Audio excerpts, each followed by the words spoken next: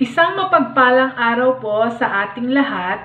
Ang topic po natin for today ay kung ano ang erectile dysfunction, ano ang mga simptomas ng erectile dysfunction, paano ito ginagamot, at paano ho ito maiiwasan. Ako po si Dr. Irma Antonio Pilar, ang inyong Doctor with the Heart. Isa po akong internist endocrinologist at ang topic po natin for this afternoon ay tungkol sa erectile dysfunction.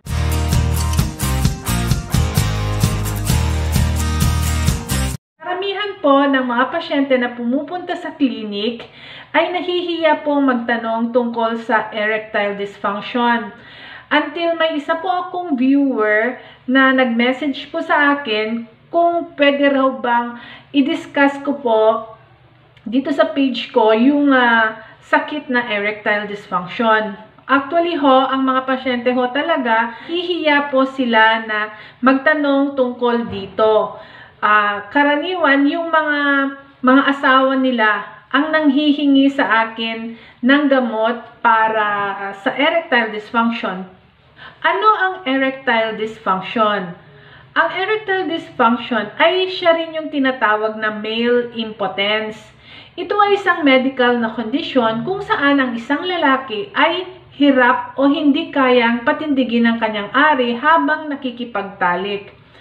Maaari ring ituring na erectile dysfunction ang hindi kayang patagalin ang pagtindig ng ari.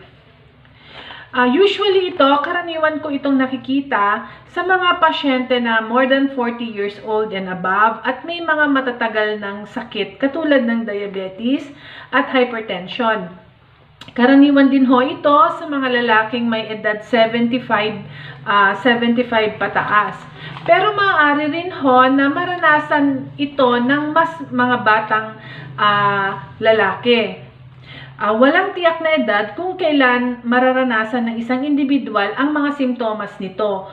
Ngunit maaari itong magkaroon ng pangmatagalang epekto sa psychological health at buhay sexual or sexual life ng isang lalaki. Ano ba ang simptomas ng erectile dysfunction? Ang pangunahing simptomas ng erectile dysfunction ay ang kahirapan sa pagtindig ng ari, kahirapan sa pagpapanatili ng ereksyon or habang nakikipagtalik at ang kawalan ng gana na makipagtalik. Yan po yung tinatawag nating erectile dysfunction. Maaari ding maranasan ang kahirapan sa pagtindig dulot ng mga panandaliang sanhi lamang. So, hindi dapat ito ikabahala kung ang kahirapan sa pagtindig ay nararanasan lamang paminsan-minsan. Tandaan na lahat ng lalaki ay maaring magkaroon ng problema sa pagtindig ng ari kahit wala po siyang erectile dysfunction. So, ano po yung mga sanhi ng erectile dysfunction? Unang-una ho, psychological cause. Yung mga sanhi dahil sa, halimbawa sa stress, depression, yan. Pangalawa po, yung tinatawag na physical cause. Katulad ho ng diabetes, hypertension, stroke. So, ang psychological cause, maaring ang dahilan nito ay number 1, stress. Kung ikaw ay may problema sa pera, sa iyong trabaho, sa iyong negosyo or mga relasyon, sa iyong pamilya, at sa inyong pag-aaral. So, stress, isa yan sa nakakasanhi ng erectile dysfunction. Pangalawa ho, yung tinatawag na pangamba or guilt. Maaari ding magdulot ng erectile dysfunction ang sobrang pangamba o kawalan ng tiwala sa sariling kakayahan sa pakikipagtalik.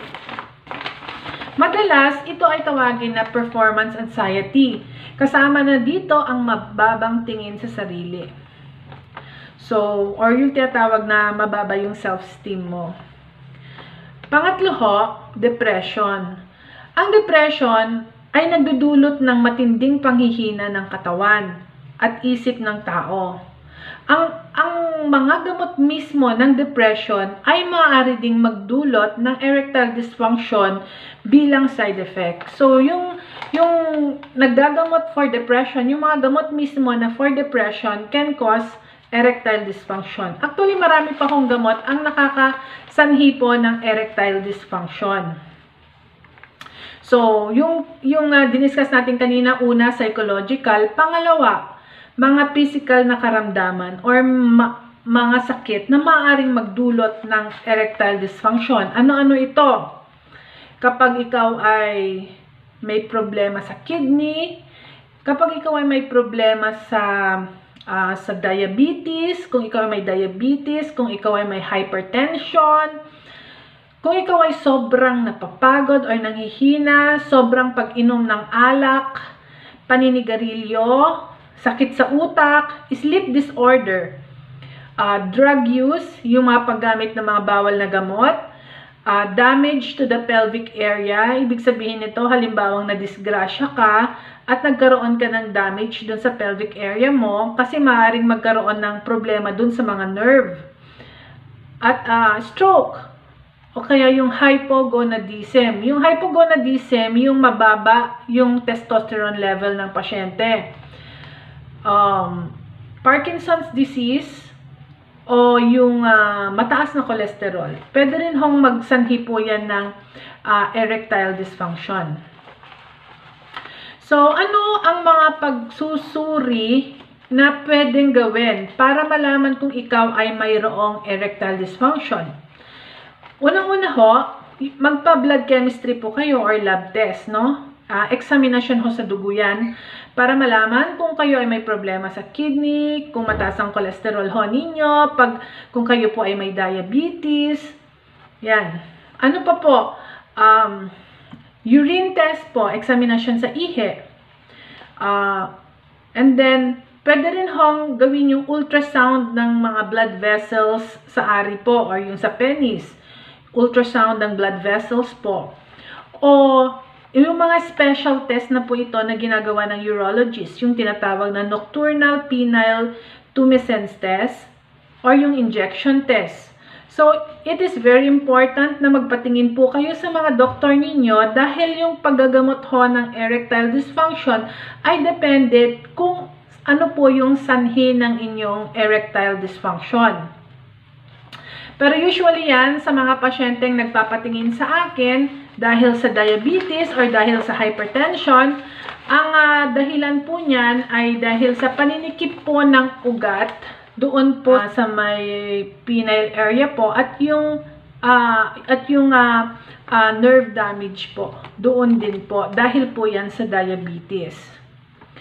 So, paano ho ginagamot ang erectile dysfunction? Paano ho yan ginagamot? Kung kailangan ho muna natiyakin kung ano yung mga sanhi nito. At mahalaga po na makipag-ugnayan po kayo sa inyong doktor upang mapag-usapan po ito. Upang mapag-usapan yung angkop na paraan ng panggagamot. Mahalaga ito lalo sa mga pasyenteng may kondisyon na nagdudulot ng erectile dysfunction. Ang maipapayo ko ho sa inyo, hindi ho dapat kayo basta-basta umiinom ng mga food supplement na sinasabi ho nila na nakakatindig po ng ari or gamot sa erectile dysfunction. Kasi marami na ho tayong nakita or marami na rin ho tayong nasaksihan na nagkaroon ho ng problema na maaaring magsanhi pa ho ito ng pagkamatay ng mga pasyente kung ano-ano ho ang iniinom ho na gamot para dyan. Mahalaga po na magpatingin po kayo sa inyong mga doktor. So, ano yung mga maaaring gamot na binibigay natin sa mga may erectile dysfunction? Yung pag-inom ng gamot katulad po ng mga sildenafil, no? At marami pang ibang klaseng gamot na kapareho din po ng sildenafil. Ang ginagawa ko kasi ng sildenafil, ini-stimulate niya po yung blood flow dun sa penis, no? So, pag ini-stimulate niya yung blood flow, titindig yung yung ari ng lalaki. So, o kaya, ginagamit ho ito ng mga urologists, yung paggamit ho ng penile prosthesis o vacuum constrictive devices. O kaya naman, yung pagturok ho ng gamot para sa dun sa base or dun sa side ng penis po. So, o kaya ho, Kung halimbawang ang sanhiho ng inyong erectile dysfunction ay dahil sa mababang level ng testosterone, pwede ho tayong magbigay ng tinatawag na testosterone therapy. Pwede ho yan injectable or pwede rin ho na capsule. Yun ho yung paggamot sa physical cause ng mga pasyente may erectile dysfunction.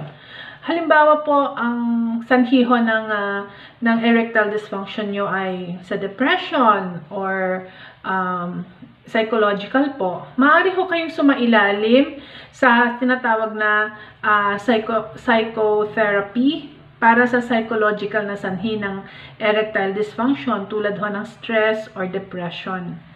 No? So, yun. Paano naman ho natin maiiwasan ang erectile dysfunction? Lifestyle change ho. Number 1, lifestyle change. Iwasan nyo ho ang paninigarilyo. Kumain ho kayo ng wasto at tamang pagkain.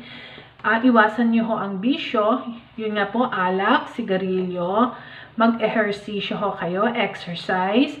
At kung masyado hong mataba ang pasyente, kailangan nyo hong magbawas ng timbang.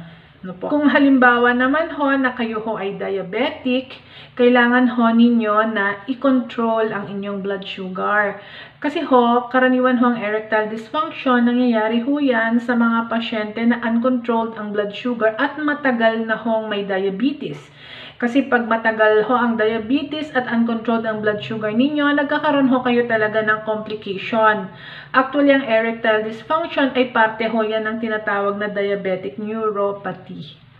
Ang erectile dysfunction ho ay madaling maiwasan o malabanan kung may suporta po yung inyong asawa. Kaya karamihan ho sa clinic, actually, yung asawa nila ang nagsasabi na may erectile dysfunction yung asawa nila at sila yung humihingi ng gamot. Take home message ko lang po sa inyo ay kung kayo ho ay may erectile dysfunction, kailangan ho ito, wag ho kayong mahihiya na sabihin po yan sa inyong mga doktor. Kasi sila lang po din talaga po ang makakatulong sa inyo. Wag ho kayong bibili ng kung ano-ano po na sinasabi po nila. Kasi po baka makakontra ho yan dun sa mga gamot na iniinom ho ninyo at imbes na makatulong ay makasama pa sa inyo. So, kung may mga comments po kayo or additional po na katanungan, mag-message lang po kayo sa comment, no? At please po, don't forget, i-share nyo po yung video ito. Paki-like na lang po at pa-share na lang po ng video. Maraming salamat po. Thank you and God bless.